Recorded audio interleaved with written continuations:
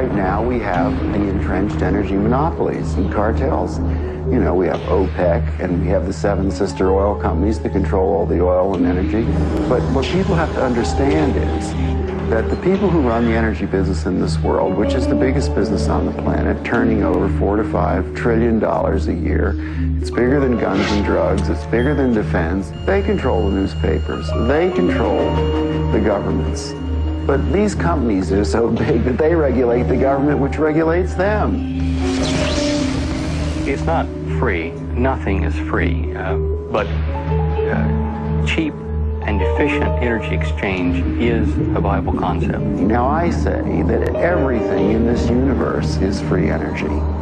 It's been dreamed of for hundreds of years that somewhere, someplace, as Tesla said, man will hook his machinery to the very wheelwork which drives the universe itself. The history of science is the history of the suppression of great inventions. A few classic stories. Nikola Tesla. Nikola Tesla is regarded as the founding father of free energy. His astounding developments in the generation of alternating electrical current are still being used today. His most notorious project involved the transmission of wireless electricity into the atmosphere, which allowed for unlimited power to be freely accessed by everyone. When his financial backer, J.P. Morgan, realized that this power system could not be metered, all funding was immediately withdrawn. Tesla's electrical broadcast towers were dismantled, and through Morgan's many close connections with the media and government, Tesla's career was destroyed. In 1977, Bruce De Palma unveiled the first prototype of the N machine, an electrical generator which uses rotating magnets to generate up to 5 times more power than it takes to drive it. I know about the fact that the Japanese government and the Indian government have ongoing projects to produce N machines for domestic power. My partner is Paramahamsa Tiwari, who is the director of the Nuclear Power Corporation of India, which operates all the nuclear plants in India. In late 70s, I learned from Bruce De Palma that he had carried out certain crucial experiments by rotating electromagnets. Tiwari tested a prototype based on De Palma's N machine under laboratory conditions. The results were deemed too impressive, causing disbelief and suspicion among conservative government officials and the power consortiums that backed the project. Tiwari was forced to abandon the project completely. It's a major breakthrough that will no doubt make motorists happy, and as Ralph Robinson explains, the Pentagon is also showing lots of interest in this project. U.S. inventor Stan Myers released his water-powered car engine in 1988. The Pentagon flew a lieutenant colonel in last week to look at Myers' invention. There's talk of possibly using it in the Star Wars defense program and to run Army tanks. Myers found it virtually impossible to secure financial backing after certain Pentagon officials paid him a visit. A number of similar inventions were developed and tested all around the world. My best friend was killed over this matter.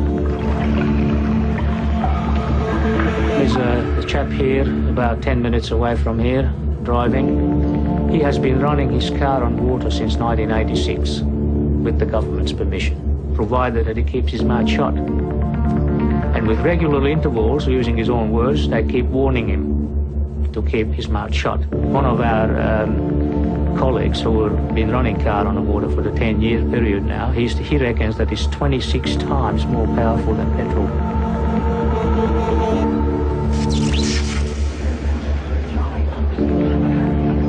If you invent a better mousetrap, the world may beat a path to your door. If you invent a free energy machine, there'll be a path beat to your door, but you don't want those people there. One of the pivotal people that I encountered early in my career was Edgar Mitchell, the astronaut. Liftoff. Liftoff. Edgar J. Mitchell, an Apollo mission astronaut, founded the Noetics Institute in Southern California. The Institute's charter was supposedly to develop alternative energy systems by attracting inventors from all over the country. Mitchell became extremely interested in De Palma's N machine. He made De Palma a paltry offer to buy out the invention, which De Palma naturally refused. He said to me that if I ever tried anything on my own in California, I would get my head blown off. So I was scared to death. The CIA operates through various very innocent-looking fronts to find out what people are thinking and what they're inventing. Now, what's more innocent than the Denying Institute founded on transcendental principles to help New Age inventors bring free energy into the world?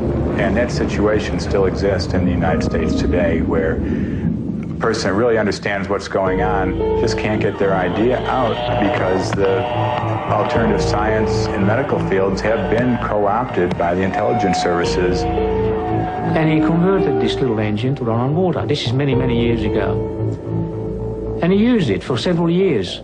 And somehow the news got out, and one day he got visitors, and he was told to dump the engine or else. 3 weeks later, the man was dead. And the coroner's finding was that he fell off the back of a train. He was drunk. Now, it happened that he didn't drink. Even Dr. Townsend T. Brown, the electrogravitic research scientist, has on his 16-millimeter film of his lab tests, which we've got here, he has guys with the black suits and black hats come into the place. You can see where the legends come from. I mean, these guys come in and they look like, you know, Bad Bart to Black Man. I mean, it's classic, and these things do happen.